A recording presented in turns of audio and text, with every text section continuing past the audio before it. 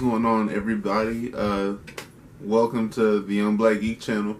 My name is Jeff, and today we're talking chapter 57 of My Hero Academia, entitled Hero Killer Snane's Aftermath. And I want to start by saying that I tried to record this video 3 times. This is actually my 3rd time trying to record this video. The first time my lens cap was still on. The second time my battery died. So this should be the smoothest video I've done on one of these, just because we've had 2 test runs and then this attempt. And I feel like my thoughts are pretty gathered on this chapter. So let's dive right into it. This chapter was really good because it set a baseline for not only the rest of this arc and tying up the rest of this arc, but really exploring more of the side of villains in this story. And I think that we're going to get a lot more on villains and the League of Villains in particular, as well as some of the mindsets of some of the young villains. I think that's going to be very pressing in the coming episodes, or the coming chapters, excuse me. And it also allowed a lot of growth for the 3 young heroes that were involved in the Stain Alley fight. I think Midoriya, I think Shoto, and definitely Ida all are going to grow a lot from this. Now, the major pull for me, and what kind of hurt this chapter for sure, is that the hero native that Stain was going to kill in the alley survived. And because he survived, there was not a major loss. So I discussed that in the last chapter, or maybe I've discussed that in one of these previous runs. That's where this kind of gets tricky. But Native should have died, in my opinion. He should have been killed by Stain, because I feel like that loss would have helped develop the young heroes. Instead, Ida suffered nerve damage to his hand. And so, if y'all hear like a grinding sound, that's just called because it's early.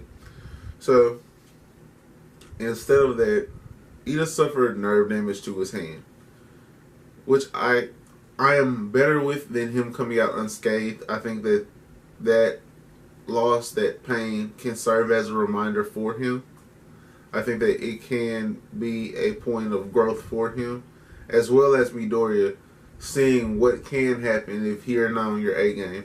But it's not as traumatic as a hero dying. And I don't know if Horikoshi kind of takes inspiration from Oda, and that killing has to be like the last resolve. Because we even see when All Might fights the Nomu, like, no one dies. No one dies in the entire USJ fight or arc. No one dies there. So in this instance, no one dying and just having some lasting injuries, I think it kind of takes away from the growth point. And to kind of spark that growth point discussion, look at, and I know I referenced One Piece a lot, it's my favorite. Look at what happens to Luffy post Ace's death. And when Ace dies for Luffy, it rocks him to the core. And yes, I'm not saying there's not really an equivalent for this, except for, well, I guess Ida, his brother, is like mutilely injured, or he got mutilated by Stain. He crippled him. So that's kind of close. But for Luffy, when Ace died, it became almost necessity for him to go get stronger, because he was like, no one else I care about will ever have to go through that. So death can be like a huge motivator, and Horikoshi not using that common faith to me.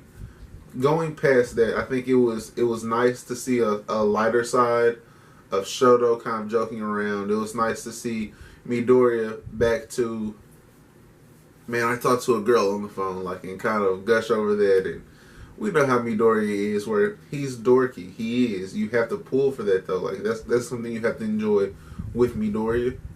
And so to see that going on, and even touching around and seeing what everyone else has going on in Class 1A is something I had really been interested in because we haven't seen those guys in a while. And to see what Bakugo has going on with Genus, to see Genus trying to smooth out some of his rough edges, and notice that while Bakugo mainly chose Genus because of his rank as a hero and learning what it takes to be a top-notch hero, Genus was like, well, you chose perfectly because I'm going to help you. I'm going to help you get rid of some of your bad qualities, and you kind of float close to villainy. And so I have to help you with that.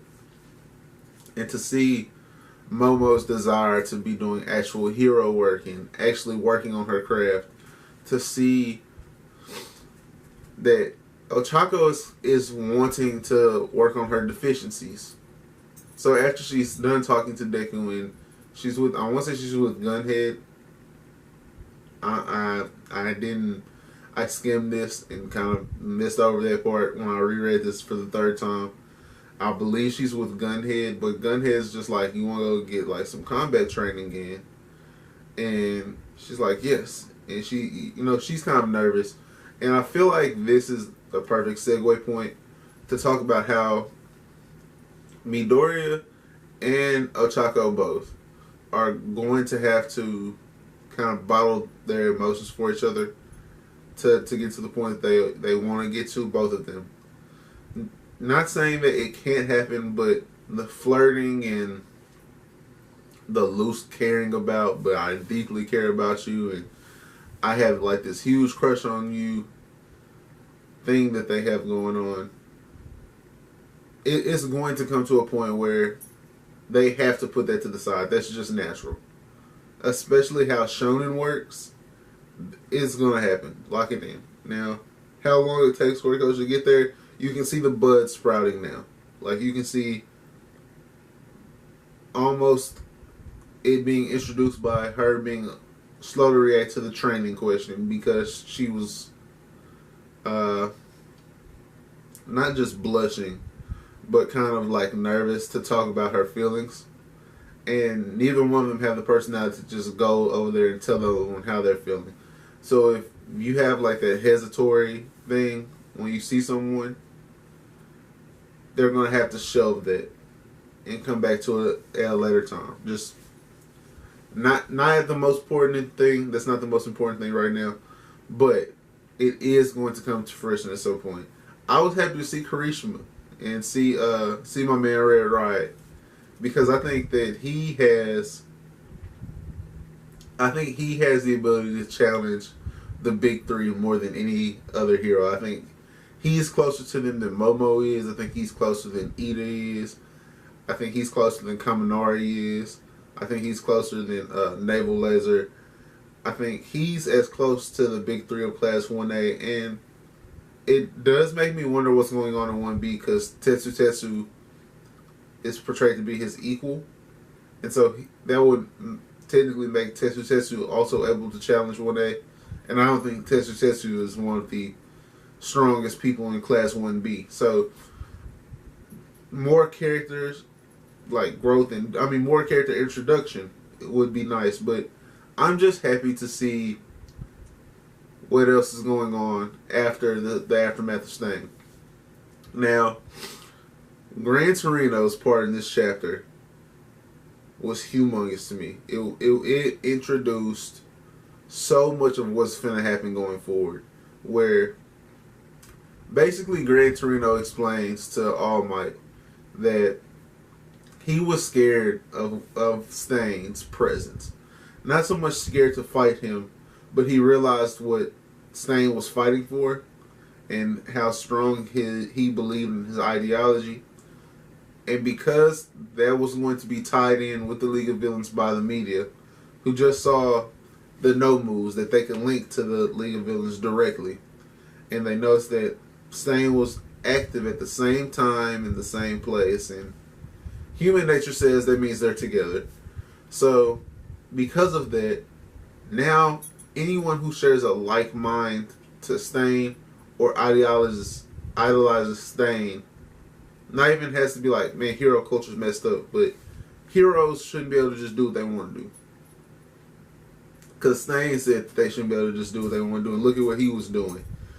And so he was working with the League of Villains. That means I need to get down with the League of Villains, because a lot of people are followers. That's the truth, and I congratulate Horikoshi for that, for being able to pick out that human concept in his characters and really show how that can win the tide over to changing a group of people. And so we see like 3 or 4 villains that have been influenced by Stain and are now seemingly about to join the League of Villains. And I just thought that the way Gran Torino was able to put it, where he was able to explain, like, it's very similar to how you feel like you have to be the absolute symbol of peace.